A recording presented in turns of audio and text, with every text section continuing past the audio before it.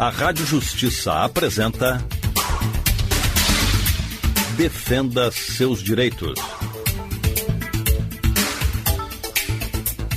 Agora em Brasília, 1h03. Muito boa tarde. Começa agora mais uma edição do programa Defenda seus direitos. Aqui você fica informado sobre as principais notícias e decisões judiciais que envolvam as relações de consumo.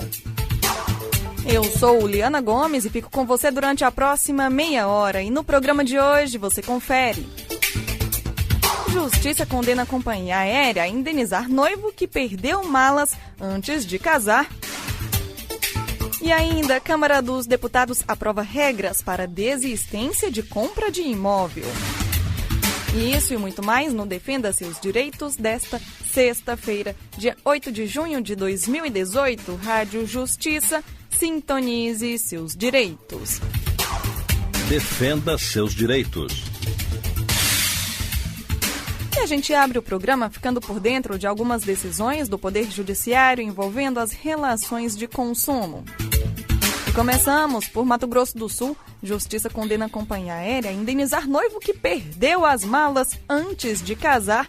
Detalhes do caso com o repórter Carlos Ribeiro. O Tribunal de Justiça de Mato Grosso do Sul condenou uma companhia aérea ao pagamento de danos morais em R$15 mil a um passageiro que teve a bagagem extraviada às vésperas do casamento. Segundo o processo, o consumidor reside e trabalha em Portugal. Em fevereiro de 2013, o homem veio ao Brasil para a cerimônia de casamento dele, que ocorreu 2 dias após a chegada. No aeroporto de Guarulhos, ele despachou as malas para Campo Grande, mas ao chegar no destino foi informado do extravio. Para o relator do processo, o desembargador Sidene Sonsini Pimentel, o dano moral está evidente diante do transtorno ocasionado ao consumidor, que há 2 dias do casamento teve a bagagem extraviada contendo as roupas para a cerimônia, presentes para a noiva e demais pertences. Rádio Justiça de Brasília, Carlos Ribeiro. O homem vai ser indenizado por não conseguir utilizar programa de fidelidade. As informações com Michele Chiapa. Uma empresa de eletrodomésticos e uma companhia de programa de fidelidade deverão indenizar em R$4 mil por danos morais um homem que comprou um smartphone acreditando que receberia com a aquisição 11.994 pontos de um programa de fidelidade. De acordo com o processo, o homem pagou pelo equipamento R$ 1.765 e a compra foi motivada pelos pontos que ganharia pelo programa de fidelidade. O homem explicou à Justiça que foram creditados apenas 879 pontos e que isso prejudicou a compra dos bilhetes aéreos. Ele também afirmou que perdeu 1.625 pontos, já que não conseguiu usá-los antes do vencimento. O Tribunal de Justiça do Espírito Santo condenou as empresas a acreditarem na conta do fidelizado o total de pontos que ele tem direito, além dos R$4 mil por danos morais. Rádio Justiça, de Brasília, Michele Chiapa. O Banco Central e o Conselho Nacional de Justiça definem últimos detalhes para incluir renda variável no Bacenjude. Quem explica é o repórter Lucas Scherrer.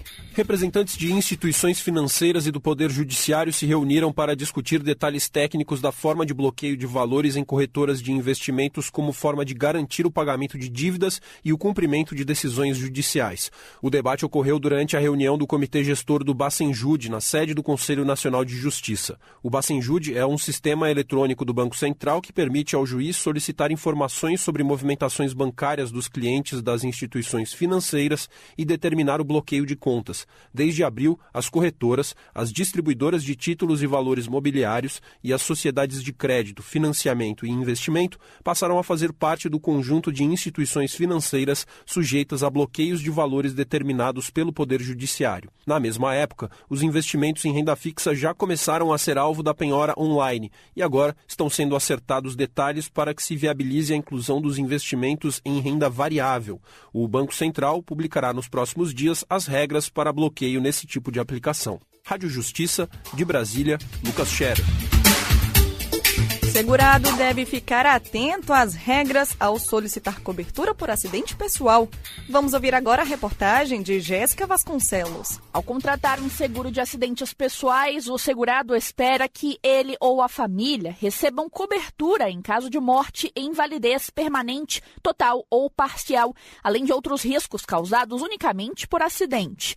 Advogado especialista em direito securitário, Voltaire Marenzi explica o que as companhias de seguro e as superintendências de seguros privados entendem por acidente pessoal. Acidente pessoal é todo aquele evento súbito e involuntário que ocasiona uma lesão a uma determinada pessoa. Então, desde que se caracterize um evento súbito e involuntário, ou seja, o segurado não praticou dolosamente qualquer atitude para que se eventualmente se ferisse, se machucasse, haverá sim uma cobertura securitária. Apesar do que se entende por acidente pessoal, o seguro contratado pelo marido da estudante Neta Brito, que mora em Goiás, negou a ele a cobertura depois que o segurado caiu do cavalo enquanto estava a trabalho. Neta conta que após o ocorrido, o marido permanece em casa, impossibilitado de trabalhar e com sequelas. Não é uma situação fácil. O acidente do meu marido foi algo que atingiu a cabeça dele, o físico todinho, porque hoje ele tem 3 hérnias de disco, ele tem côndilo e mandíbula quebrada. O cavalo se assustou e ele caiu do cavalo e nessa queda ele já caiu meio que desorientado e ainda recebeu várias patadas no rosto. Então, assim, hoje a situação dele não é legal, hoje ele está, inclusive, com problemas psicológicos e com problema físico e estamos aí, né, tentando resolver. Voltaire Marenzi explica ainda que, como regra geral, é o tipo de acidente e não as consequências que caracterizam a concretização de um ou mais riscos previstos no contrato do seguro. Para verificar isso e garantir a cobertura securitária, Marenzi explica que é feita uma perícia para averiguar o grau de invalidez e o valor a ser pago ao segurado. Como regra geral, o seguro de acidentes pessoais está sempre acoplado ao seguro de vida, que na verdade é a integridade física de uma pessoa que está segurando. Então, há uma cobertura securitária quando acontece um acidente pessoal. Adotava-se e adota-se também uma certa tabela para, através de uma perícia que é feita por experts, né, que são os peritos, para avaliarem qual é o grau de invalidez. O advogado aponta ainda que nas situações de acidentes pessoais que não provocam dano ou apenas danos temporários, não há cobertura do seguro e que é importante destacar que doenças profissionais, mesmo provocadas por um acidente pessoal, não têm cobertura de seguro. Rádio Justiça, de Brasília, Jéssica Vasconcelos. Agora em Brasília, 1h11, o Defenda Seus Direitos faz um rápido intervalo. No próximo bloco você confere comentários do Código de Defesa do Consumidor e o nosso quadro de entrevista, falando hoje sobre distrato de imóveis. A gente volta em instantes. Você está ouvindo Defenda Seus Direitos.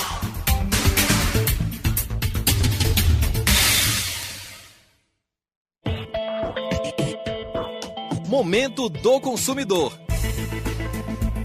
Será que o Código de Defesa do Consumidor é aplicado nos casos de crédito educativo, como, por exemplo, o FIES? O Superior Tribunal de Justiça tem definição sobre isso. E quem explica é o consultor jurídico Rogério Luiz Pereira, da Coordenadoria de Rádio e TV do STJ. A jurisprudência do STJ firmou-se no sentido de que, em contratos firmados no âmbito do Programa de Financiamento Estudantil FIES, não são aplicadas as regras encartadas no Código de Defesa do Consumidor. Porque, na relação travada com o estudante que adere ao programa do financiamento estudantil, não se identifica a relação de consumo, porque o objeto do contrato é um programa de governo, em benefício do estudante, sem conotação de serviço bancário.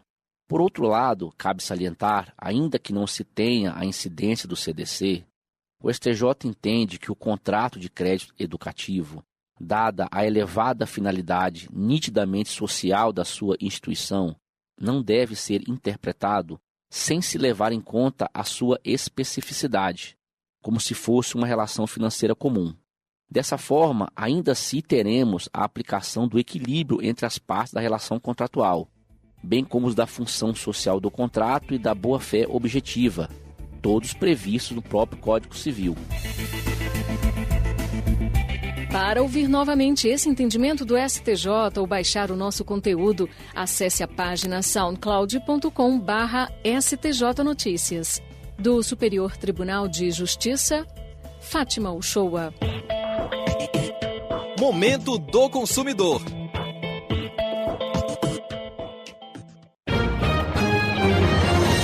Na Rádio Justiça, as decisões do Judiciário Brasileiro sempre estão em pauta. Plenário em Pauta.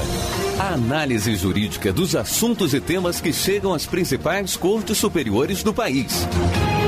Julgamentos, processos, decisões, votos, acórdãos. Plenário em Pauta. De segunda a sexta, a partir de 1h30 da tarde, na programação da Rádio Justiça. Sintonize seus direitos.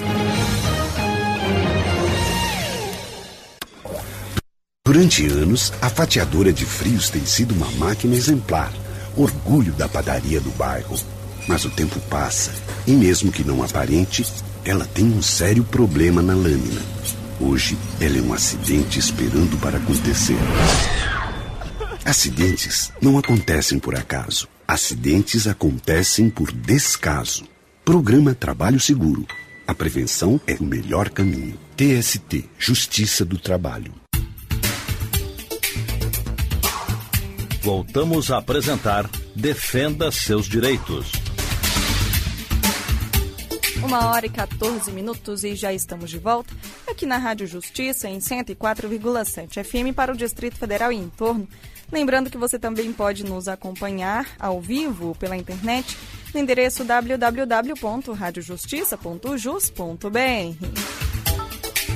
E as edições anteriores do Defenda Seus Direitos já estão disponíveis e podem ser acessadas na íntegra e gratuitamente pelo mesmo site. Quer participar do nosso programa? Você pode enviar suas dúvidas e sugestões por e-mail. Basta escrever para radiojustiça@stf.jus.br. E agora você também pode participar pelo nosso WhatsApp. Envie suas dúvidas de direito do consumidor aqui para o nosso programa. O WhatsApp é 61 999758140, repetindo, 61 999758140. E aproveite, nos acompanhe também pelo Twitter, acesse twitter.com/radiojustiça. Você sabe o que diz o Código de Defesa do Consumidor? Vamos saber um pouco mais sobre a lei que protege o consumidor com os comentários do nosso colaborador, o Procurador-Geral de Justiça do Ministério Público do Distrito Federal e Territórios, Dr. Leonardo Bessa. Olá, neste e nos próximos programas nós vamos comentar o artigo 6º do Código de Defesa do Consumidor. Esse artigo é de extrema relevância porque ele estabelece os direitos básicos do consumidor. Ele funciona, de um modo geral, como uma espécie de sumário. Ele antecipa o que o código vai desenvolver ao longo do seu texto. Salvo em 2 incisos que ele tem uma matéria que se esgota no próprio artigo 6º. Então nós vamos começar pelo artigo 6º, inciso 1º. Esse dispositivo estabelece que são direitos básicos do consumidor a proteção da vida, saúde e segurança contra os riscos provocados por práticas no fornecimento de produtos e serviços considerados perigosos ou nocivos. Esse inciso traz a preocupação com a saúde e segurança do consumidor. Esse tema é desenvolvido mais à frente com a denominação de acidente de consumo. Desde já, eu gostaria de esclarecer 2 pontos que o Código ele enfatiza bastante. Ele protege o consumidor em relação aos produtos, ao bom funcionamento dos produtos. Este é um ponto. Este ponto é denominado de responsabilidade por vício do produto e, paralelamente, ele protege o consumidor em relação à segurança dos produtos. Um notebook, por exemplo, ele pode não funcionar bem. A tela não liga, um programa está inadequado, enfim, o consumidor não consegue usar da finalidade que é própria do notebook. Isto se trata de vício. Esse mesmo notebook, ele pode ter um problema de fabricação e eventualmente a bateria esquentar muito e ele explodir.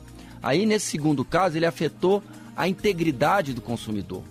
Aí nós estamos falando da segurança do consumidor, estamos falando do acidente de consumo. O artigo 6º, inciso 1º, já traz essa noção geral de que o Código dá muita relevância à questão da segurança, da integridade física do consumidor.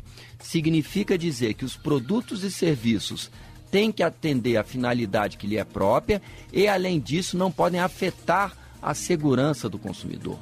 Alguns exemplos esclarecem melhor. Infelizmente, tem ocorrido casos que o consumidor encosta numa garrafa de vidro e a garrafa explode. Por quê? Porque aquele vidro, aquele material, pela forma de manuseio, de transporte, ele sofreu um desgaste. E apenas pelo toque do consumidor, considerando que muitas vezes a bebida é uma bebida gaseificada, existe uma pressão, apenas quando o consumidor toca na garrafa, ela explode e causa uma lesão ao consumidor. Isso é um típico exemplo real, diga-se de passagem, de acidente de consumo. E o Código traz uma proteção a esse consumidor, que nós vamos examinar em outros programas. Aqui fica apenas ideia. Outra situação também muito comum, a pessoa vai se submeter a uma cirurgia, por falha na prestação de serviço, ela vem a falecer, ou então acabam esquecendo um instrumento dentro do corpo da pessoa. Outra situação de acidente de consumo. A questão do próprio acidente aéreo é um acidente de consumo, porque a pessoa adquire uma passagem, ela além de não obter o serviço, ela sofre lesões corporais ou vem a falecer em razão de um acidente do avião. Então esses são exemplos que mais à frente nós vamos esclarecer melhor como é a disciplina. Por enquanto, gostaria apenas de destacar a ideia. O Código ele dá especial atenção à saúde e integridade do consumidor. Eu fico por aqui, até o próximo programa, com mais comentários sobre o direito do consumidor. E essa foi a participação do nosso colaborador, o Procurador-Geral de Justiça do Ministério Público do Distrito Federal e Territórios, Dr. Leonardo Bessa. Ele que volta amanhã com mais esclarecimentos sobre o Código de Defesa do Consumidor. Entrevista.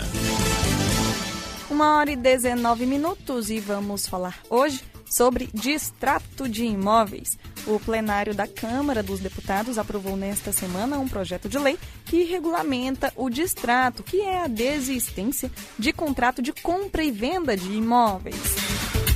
Atualmente, não há percentual definido para a multa no caso da desistência da compra de um imóvel. E a recente crise econômica e a ausência de norma específica sobre o assunto tem aumentado nos últimos anos as disputas judiciais de compradores que buscam reaver valores pagos. Vamos saber mais sobre o assunto agora na entrevista de Carlos Ribeiro. Câmara dos Deputados aprova regras para desistência de compra de imóvel. E é sobre isso que conversaremos agora aqui na Rádio Justiça com a doutora Paula Farias, ela que é advogada especialista em direito imobiliário e negócios imobiliários. Olá, doutora Paula, tudo bem? Muito obrigado mais uma vez pela sua atenção aqui conosco na Rádio Justiça. Olá, tudo bem? Eu que agradeço o convite e a disponibilidade de estar aqui.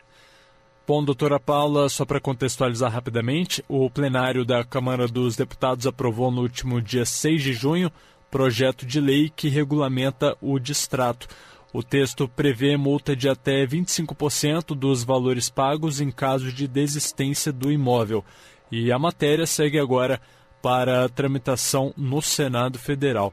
Para a gente iniciar, doutora Paula, o que significa e quais são as regras vigentes do distrato atualmente? Atualmente não existe uma regularização específica para as questões do distrato. Então, hoje o que a gente tem para aqueles compradores que buscam a rescisão junto à incorporadora é um judiciário que entende que a retenção pode ser de 25% a 10%. Mas essas questões ficam a cargo do juiz e dos desembargadores que tendem a optar por um percentual ou outro. Não existe hoje uma legislação específica para o caso. Sim, então a grosso modo a gente pode dizer que o distrato é exatamente a desistência da compra de imóveis, principalmente aqueles comprados na planta, é isso? Exatamente. O distrato ele visa rescindir esse contrato feito entre o comprador e a incorporadora e pode ser por N motivos, né? Existe a possibilidade da rescisão no caso de atraso do empreendimento e aí nesse caso a devolução é de 100% dos valores. E existe também aquele distrato que é unilateral, que é por conta e por vontade do comprador exclusivamente, e aí a gente tem que pensar numa multa a título dessa rescisão para o incorporador, e é essa questão que está sendo discutida no projeto de lei. Entendi. Então, só ressaltando aqui para os nossos ouvintes, atualmente, então, não há aí nenhum percentual definido para multa no caso de desistência de compra de imóveis, né? Exatamente, não há regularização no momento. Sim, bom, vale a gente ressaltar, doutora Paula, que segundo o relator dessa proposta, o deputado José Stedley, a recente crise econômica e a ausência de norma específica sobre esse assunto tem aumentado nos últimos anos as disputas judiciais de compradores que buscam aí exatamente reaver esses valores pagos após o distrato. Pela sua vivência na área de direito imobiliário, doutora, isso tem acontecido mesmo? Tem, realmente a crise acelerou muito essa questão. O distrato gerou uma bola de neve no mercado imobiliário. Então, enquanto muitos compradores e investidores buscavam distratar com a incorporadora, consequentemente os incorporadores viram menos dinheiro entrando no caixa da construção e, consequentemente, atrasaram alguns empreendimentos e dificultou a construção de outros. Então, a crise financeira, de fato, prejudicou bastante esse setor. Entendi. Bom, e entre os principais pontos do PL está a previsão de que, em caso de atraso na entrega de imóveis comprados na planta, a incorporadora deverá ao comprador que mantiver o imóvel uma multa de 1% por mês de atraso. Doutora Paula, isso atende direitos do consumidor que acaba sendo prejudicado com atrasos ou é preciso levar em consideração fatores que acabam fugindo aí do controle de uma construtora, como desastres, problemas climáticos ou com pessoal, por exemplo? Vamos lá. A multa de 1% referente ao valor pelo mês de atraso diz respeito àqueles compradores que optarem por ficar com o imóvel, né? Existe a possibilidade também de rescindir o contrato e não mais a compra do imóvel. Além dessa multa de 1%, lembrando que o projeto de lei ele trata exatamente das multas em caso do atraso ou da rescisão unilateral pelo comprador, existem diversas outras indenizações que o comprador, eventualmente, se comprová-las, conseguirá judicialmente por meio de uma decisão judicial. Por exemplo, eventualmente, se esse comprador reside em imóvel alugado e tem essa despesa mensal, nada impede que, além dessa multa pelo descumprimento do contrato, ele também seja indenizado por esse valor a título de aluguel. Então, existem outras indenizações que são possíveis para esse comprador que se sentir prejudicado por conta do atraso no empreendimento. Entendi. Agora, e do outro lado, doutora, vamos supor que um comprador, um consumidor, ele acaba aderindo ao distrato, né, desistindo da compra do imóvel, mas a empresa entra ali na justiça alegando exatamente que essa desistência ela não foi devido a nenhum atraso, a nenhum problema específico, e sim por pura vontade do comprador. A empresa, a construtora, ela pode conseguir também uma indenização na justiça, dependendo do caso? Na verdade, quando a culpa é única exclusivamente do comprador, aí a gente entra nessa multa que está sendo discutida e que ontem foi aprovada pela Câmara em 25%. Né? Lembrando que em casos que o imóvel, que a incorporação tem patrimônio de afetação, essa multa pode chegar até 50% do valor já pago.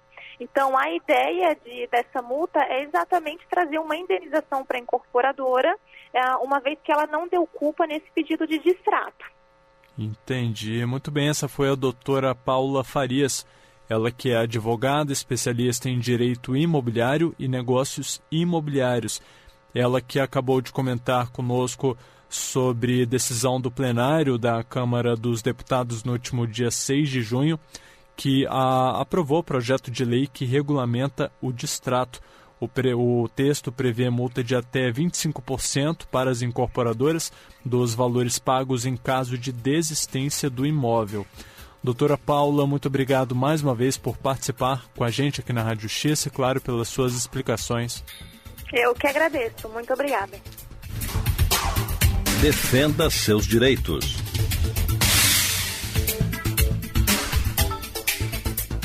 Hora e 27 minutos, e antes de encerrarmos, temos aqui uma notícia sobre consumo sustentável.